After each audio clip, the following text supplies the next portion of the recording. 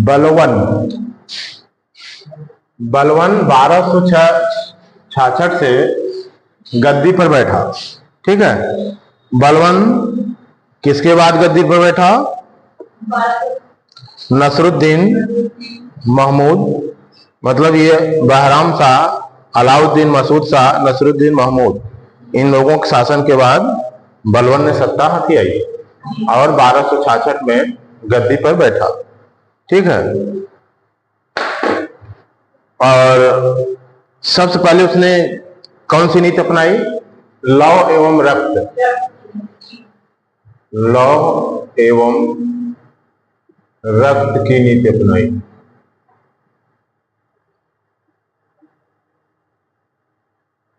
लौ एवं रक्त की नीति अपनाई। क्यों अपनाई? अपने विरोधियों की समाप्ति के लिए।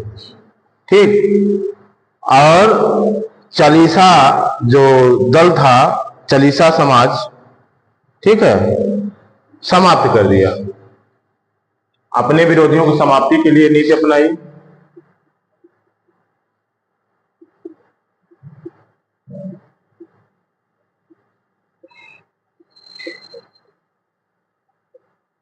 तथा चालीसा समाज, जो चालीसा दल था, उसको समाप्त कर दिया। चालीसा समाज को समाप्त कर दिया। इसमें 40 सरदार हुआ करते थे ना, किसने समाप्त किया? बलवन ने। ठीक है, बलवन ने नियाबत एक खुदाई तथा जिले इलाही की उपाधि धारण की थी। नियाबत एक खुदाई किसने धारण की थी? बलवन ने। नियाबत ए खुदाई, नियाबत ए खुदाई और जिले इलाही, जिले इलाही की उपाधि ग्रहण धारण की। जिले इलाही की उपाधि। ठीक, ये बलवन की उपाधि थी। बलवन ने पारसी नववर्ष नवरोज की शुरुआत करी थी। बलवन ने पारसी नववर्ष नवरोज, नवरोज की शुरुआत करी थी। नवरोज की शुरुआत करी थी। ठीक है, और बलवन ने दरबार में सिजदा तथा पाबोस नामक प्रथाओं की शुरुआत की थी। सिजदा तथा पाबोस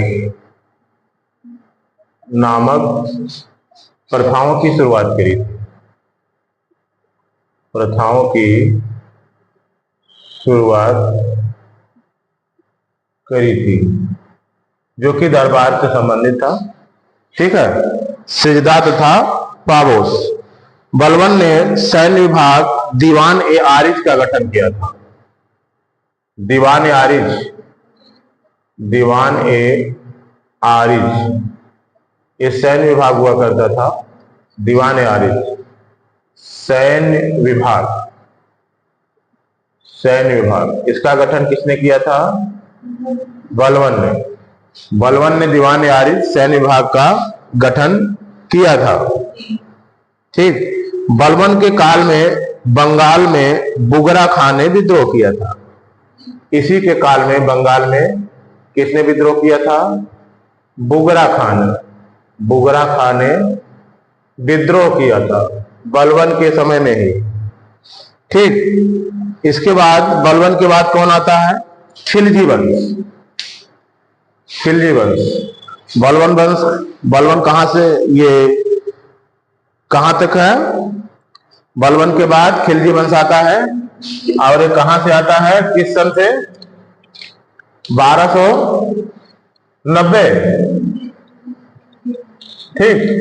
बलवन के बाद खिलजी वंश 1290 से 1320 ईस्वी। खिलजी वंश 1290 से 1320 ईस्वी। 1290 से 1320 ईस्वी, ये है खिलजी वंश। शुरुआत किसने करी? जलालुद्दीन। जलालुद्दीन फिरोज खिलजी। जलालुद्दीन फिरोज खिलजी, ठीक। खिलजी वंश 1290 में जलालुद्दीन फिरोज खिलजी ने खिलजी वंश की स्थापना की। जलालुद्दीन फिरोज खिलजी ने खिलजी वंश की स्थापना कब की? 1290 में। किस वंश की स्थापना की? खिलजी वंश, ठीक। जलालुद्दीन, फिर जलालुद्दीन उसने किलोखरी को अपनी राजधानी बनाया। किसने बनाया? जलालुद्दीन ने, ठीक है। किलोखरी, किलोखरी को राजधानी बनाया, जलालुद्दीन ने बनाया, ठीक है। राजधानी बनाया। सुल्तान कैकुबाद ने उसे शाइस्ता खां की उपाधि दी थी। किसने?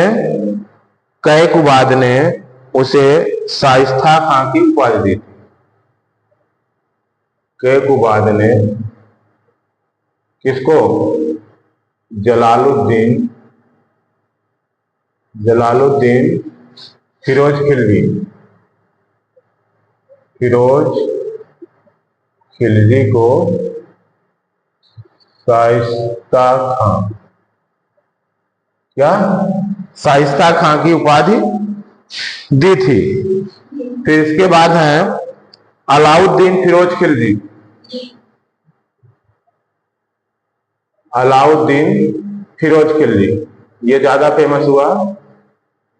अलाउद्दीन फिरोज खिलजी। अलाउद्दीन फिरोज खिलजी 1296 ईस्वी में अलाउद्दीन खिलजी दिल्ली का सुल्तान बना। कब बना? 1296 ईस्वी में ये अलाउद्दीन फिरोज खिलजी दिल्ली का सुल्तान बना। दिल्ली का सुल्तान बना। कब बना? 1296 ईस्वी में दिल्ली का सुल्तान बना। उसने सेना को नकद वेतन देने एवं अस्थाई सेना की नींव रखी। इसी के समय से शुरुआत हुई सेना को नगद वेतन तथा अस्थाई सेना रखी। सेना को अस्थाई किया मतलब हमेशा अस्थाई रूप से वो सेना रहती थी। घोड़ा दागने एवं सैनिकों की हुलिया की प्रथा आरंभ की।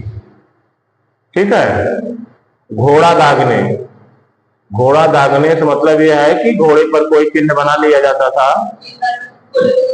हाँ, ताकि घोड़े को बार बार न दिखाया जा सके कि ये घोड़ा है। घोड़ा दागने और सैनिकों का हुलिया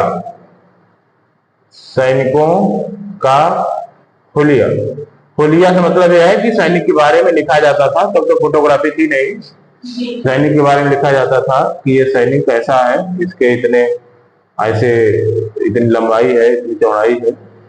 तो हुलिया से मतलब ये है कि सैनिकों का हुलिया रखा जाता था। इसलिए ने अलाउद्दीन खिलजी ने ही इसकी शुरुआत करी थी। ठीक, और बाजार नियंत्रण प्रणाली को दृढ़ता से लागू किया। बाजार नियंत्रण प्रणाली अलाउद्दीन के सबसे बहुत ज्यादा महत्वपूर्ण विशेषताएं हैं इसके। बाजार नियंत्रण प्रणाली बहुत ही सख्त थी, ठीक है, दृढ़ता से लागू किया, दृढ़ता से लागू किया। कम तोलने पर बहुत सजा दी जाती थी। बाजार नियंत्रण, बेहतरीन बाजार नियंत्रण प्रणाली, बहुत अच्छी, ठीक। बाजार नियंत्रण प्रणाली को दृढ़ता से लागू किया। उसने मलिक काफूर को दक्षिण की विजय के लिए भेजा। ये मलिक काफूर एक हिजड़ा था, ठीक है, जिसको उन्होंने 1 दिनार में खरीदा था, 1000 दिनार में,